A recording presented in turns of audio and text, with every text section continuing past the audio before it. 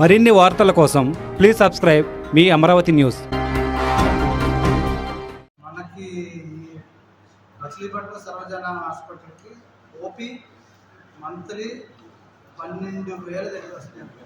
30,000 1200 చొప్పున లెక్క చూసుకుంటే 30,000 చొప్పున వస్తున్నారు.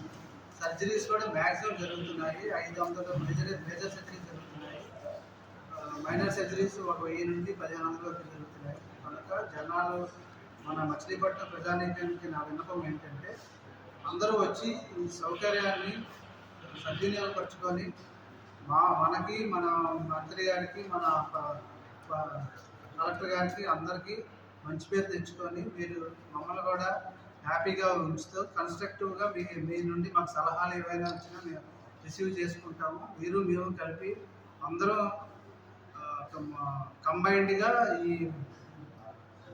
ఈ వ్యవస్థని ముందుకు తీసుకెళ్దామని నేను కోరుకుంటున్నానండి. Thank you for the first conference అండి ఇది మనందరికీ. ఇందులో చిన్న చిన్న లోపాలు ఉన్నా మీరే అన్నిదా భావించద్దు. ఏవైనా ఉంటే సరి చేసుకుందాము. అందరూ ఒకే యూనిట్గా సరదాగా వెళ్దామండి. థ్యాంక్ యూ అంటే పెద్ద అయినా ఇప్పుడు ఆల్రెడీ కొంత కొరత అవుతూ ఉందని చెప్తున్నారు డాక్టర్లు కానీ మిషన్స్ కానీ. మనకి ఏమేమి కొరత ఉందో విజయవాడ ఎందుకు ప్రిఫర్ చేస్తున్నారు ఎక్కువగా? ఆ మాట ఏర్పడుతుంది విజయవాడ తీసుకెళ్ళిపోమన్నారు.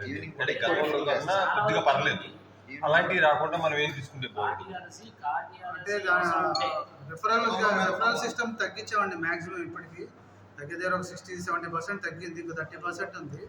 దానికి ఏంటంటే సరైన ఎక్విప్మెంట్ ఉండాలి. కన్సర్న్ డాక్టర్స్ కూడా లైక్ కార్డియాలజీ మనం ఇంప్రూవ్ చేద్దాం అనుకున్నారు. మొన్న మినిస్టర్ గారు ఎంపీ గారు వచ్చి కూడా డిసైడ్ చేసుకున్నారు. కలెక్టర్ గారు కూడా నెఫ్రాలజీ ఒకటి మనం ఆ రెండు కానీ ఆల్రెడీ మనం డయాలసిస్ జరుగుతుంది. నెఫ్రాలజీ ఓపీ యూనిట్ స్టార్ట్ చేయడానికి కూడా సన్నాహాలు చేస్తున్నాము. మొన్న డిఎంఈ గారితో కూడా డిస్కస్ చేయడం జరిగింది.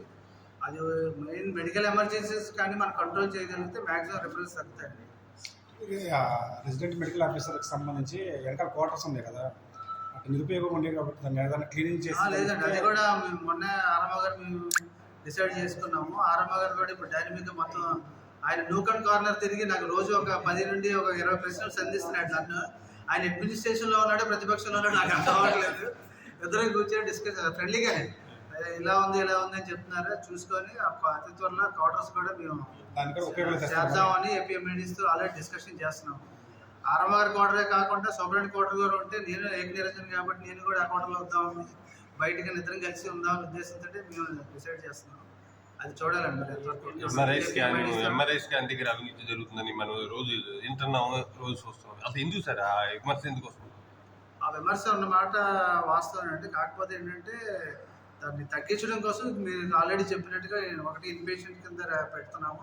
రెండోది అసిస్టెంట్ సిగ్నేచర్తో పాటు ఆర్ఎంఓ గారిది ఆర్ సూపరింటెండెంట్ గారి సిగ్నేచర్ కూడా తీసుకుంటే కొంతవరకు తగ్గుతుందని ఉద్దేశంతో ఆ రూల్ పెట్టాము. ఆ రూల్ పెట్టిన తర్వాత కూడా మాకు సత్ఫలితాలు అయితే కనపడినాయి.